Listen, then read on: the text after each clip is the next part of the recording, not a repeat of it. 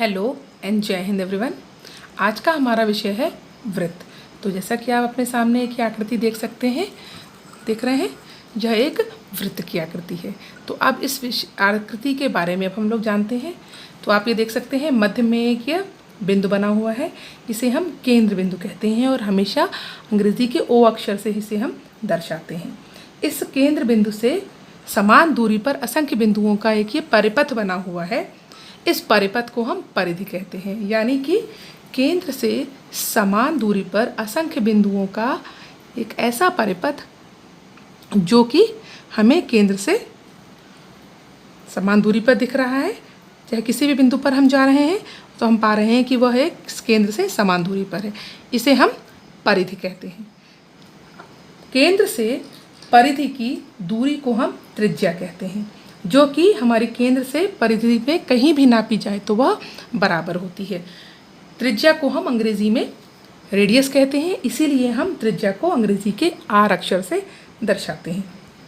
इसी त्रिज्या को अगर हम बढ़ाकर दूसरी तरफ भी ऐसे पहुंचा दें कि त्रिज्या हमारी दुगनी दिखाई पड़े, यानी कि परिधि की एक छोर से दूसरे छोर में बराबर, अगर हमारी त्रिज्या इस वृत्त को दो बराबर भागों में बांटे तो इस आकृति को हम व्यास कहते हैं। यानी कि एक ऐसी रेखाखंड जो वृत्त को दो बराबर भागों में बांटे उसे हम व्यास कहते हैं। व्यास को हम अंग्रेजी में डायमीटर कहते हैं, इसीलिए हम अंग्रेजी के स्मॉल डी अक्षर से व्यास को दर्शाते हैं। परिधि को हम अंग्रेजी में सरकमफ्रेंस कहते हैं, यानी कि उसे अगर हमें दर्शाना हो तो हम सी से दर्शाते हैं। अब हम देखते हैं कि रेडियस यानी कि त्रिज्या का व्यास से क्या संबंध है। तो जैसा कि हम देख सकते हैं कि रेडियस यानी कि त्रिज्या हमारी केंद्र से परिधि तक की दूरी है और व्यास हमारी परिधि में एक छोर से दूसरे छोर तक की दूरी है, यानी कि दो त्रिज्याएं मिलाकर के एक व्यास बनाती हैं। तो हम कह सकते हैं डी यानी कि व्यास बराबर 2 गुणे त्रिज्या। कोई ऐसा रेखाखंड हम खींचें जो कि परिधि से एक छोर से दूसरी छोर तक जाए, तो यह रेखाखंड हम इसे जीवा के नाम से जानते हैं। इस जीवा की सहायता से हम देख सकते हैं कि यह हमारा वृत्त दो खंडों में विभाजित हो गया। एक ये यहाँ चाप बना है, छोटा चाप, और एक ये ऊपर बड़ा चाप बना है। इसको हम गणित की भाषा में दीर्घ, ऊपर वाला बड़ा हिस्सा इसे हम दीर्घ चाप के नाम से जानते हैं और जो नीचे वाला हिस्सा है इसे हम लघु चाप के नाम से जानते हैं। तो इसे हम छोटे वाले हिस्से को हम लघु वृत्तखंड तथा बड़े वाले हिस्से को हम दीर्घ वृत्तखंड कहते हैं। इसी तरह अगर हमारा यह वृत्त दो त्रिज्याओं के बीच में बट गया हो, जैसा कि आप देख सकते हैं ये दो त्रिज्याएं बनी हुई हैं, तो इन दो त्रिज्याओं की वजह से भी हमारा वृत्त दो हिस्सों में बट गया है। तो ऐसी स्थिति में जो हमारा यह छोटा टुकड़ा है इसे हम लघु त्रिज्यखंड कहते हैं और इस बड़े हिस्से को हम दीर्घ त्रिज्यखंड कहते हैं। आइए देखते हैं कि एक वृत्त में हम कितनी त्रिज्याएं बना सकते हैं। तो जैसा कि आप देख रहे हैं कि केंद्र से हमारे पास असंख्य बिंदुओं का एक से समूह है, तो हम कह सकते हैं कि हम असंख्य यहाँ पर त्रिज्याएं बना सकते हैं। तो जैसा कि हम असंख्य त्रिज्याएं बना सकते हैं, तो उसी तरह से क्या हम व्यास भी कई सारे बना सकते हैं? यस, बिल्कुल बना सकते हैं। देखिए यहाँ पे हमने बनाया, इसने ये वृत्त को दो बराबर भागों में बांट दिया। हमने यहाँ से बनाया, इसने यहाँ भी दो भागों में बांट दिया। हमने इसी तरह से ये दोनों बिंदु लिए हैं, इसने भी वृत्त को दो बराबर भागों में बांट दिया। तो इस तरह से हम ये कह सकते हैं कि एक वृत्त में हम असंख्य त्रिज्याएं एवं असंख्य व्यास बना सकते हैं। क्या हम असंख्य जीवा भी बना सकते हैं? बिल्कुल बना सकते हैं। देखिए 1 है, 2 है, 3 है, 4 है, 5 है, इस तरह से हम अनेक जीवा भी एक वृत्त में खींच सकते हैं। आइए देखिए सबसे बड़ी जीवा कौन सी है। ये है नहीं, ये है नहीं, ये है नहीं, ये है नहीं, ये है नहीं, ये है यस, बिल्कुल ये है, क्योंकि हमने देखा इसके इधर हम जा रहे हैं जो केंद्र से नहीं होकर गुजर रहा है, तो हमें कुछ छोटी लंबाई इसकी दिख रही है। इसी तरह से केंद्र के इस तरफ हम आ रहे हैं, जो भी केंद्र से नहीं जा रहा है तो ये भी हमें छोटा दिख रहा है। तो इस तरह से हम कह सकते हैं कि जो हमारा व्यास है वो सबसे बड़ी जीवा होती है। आइए अब हम लोग वृत्त की कुछ विशेषताओं के बारे में जानते हैं। जैसे कि एक ही हमने जीवा खींची है। अब अगर हम इस जीवा पर केंद्र से एक लंब डाल रहे हैं तो देखिए हम क्या पा रहे हैं कि यह जो जीवा है हमारी, ये दो बराबर भागों में बंट रही है। यानी कि अगर हम किसी जीवा पर केंद्र से लंब डालते हैं तो वह लंब उस जीवा को दो बराबर भागों में बांट देता है। एक रेखाखंड जो परिधि के अंदर से जाता है उसे तो हम जीवा कहते हैं। क्या कोई ऐसा रेखाखंड भी है जो परिधि के बाहर से जाता हो? हाँ, आइए देखें।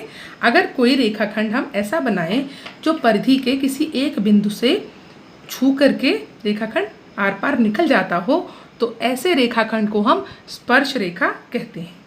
अब अगर हम केंद्र से उस स्पर्श रेखा पर लंब डालते हैं तो वह लंब स्पर्श रेखा पर 90 अंश का कोण बनाता है। इसी तरह हम देखें कि अगर हम वृत्त में दो समान लंबाई की जीवा लें, जैसे कि आप देख सकते हैं ये जीवा और ये जीवा, इनकी लंबाई समान है। तो अगर हम समान लंबाई की जीवा लें और उसके ऊपर केंद्र से लंब डालें, दोनों जीवा पर हम केंद्र से लंब डालते हैं तो हमें क्या मिलता है? केंद्र से लंब डालने पर हम पाते हैं कि वह जो लंब है वह दोनों समान है। जैसा कि आप देख सकते हैं यहाँ पर लंब की जो लंबाई है वो दोनों ही लंब की समान लंबाई है। आइए चेक करके देख लेते हैं। हमने देखा यहाँ पर हमारा ये इतना लंबा है, अब इतनी ही लंबाई हमें वहाँ भी मिलनी चाहिए। तो हम देखिए यहाँ से इसको नाप करके ऐसे ले जा रहे हैं और ये देखिए एकदम बराबर लंबाई का है ये। यानी कि अगर हमारी जीवा दो जो जीवाएं समान हैं तो इन जीवाओं पर जो लंब डले होंगे वो भी हमारे समान होंगे। और अगर हमारे पास समान जीवा वाले ये समान जो जीवाएं हैं और इनके द्वारा केंद्र पर जो कोण बनेगा वो भी हमारा समान होगा। समान लंबाई की जीवाओं के द्वारा बना गया केंद्र पर कोण भी समान कोण बराबर अंश का होगा। वृत्त के केंद्र में जो ये कोण बनता है इसे हम केंद्रीय कोण कहते हैं। अब अगर इसी वृत्तखंड में अगर कोई कोण हम परिधि पर भी बनाएं तो हम यह पाते हैं कि यह केंद्रीय कोण परिधि पर बने हुए कोण का दुगना होता है। आइए इसका हम सत्यापन कर लेते हैं। जैसा कि हम यहाँ पर देख सकते हैं यह केंद्रीय कोण जो है हमारा, इसकी माप हमारे पास इतनी है। अब हम जांचना चाहते हैं कि परिधि का कोण हमारा इसका आधा होना चाहिए। तो इस कोण को हम दो बराबर भागों में बांट देते हैं तो ये आधा हो गया। और अब हम इसको यहाँ पर रख करके जांचेंगे कि यह इसका आधा है या नहीं है। तो हम यहाँ देख सकते हैं कि हमारा परिधि पर बना हुआ कोण हमारे केंद्रीय कोण का आधा है। इस तरह हम वृत्त की बारी बारी से अलग अलग विशेषताओं के बारे में जान रहे हैं। वृत्त में और भी बहुत सारी विशेषताएं हैं, आइए देखते हैं। यदि एक ही वृत्तखंड में हम अलग अलग कोण लेते हैं, जैसा कि एक ये ले लिया मैंने, एक यहाँ ले लिया मैंने, एक यहाँ ले लिया मैंने, तो देख रहे हैं ये अलग अलग तीन कोण बन रहे हैं। लेकिन मज़े की बात पता क्या है? यह तीनों कोण बराबर माप के हैं। देखिए ये वाला कोण और ये वाला कोण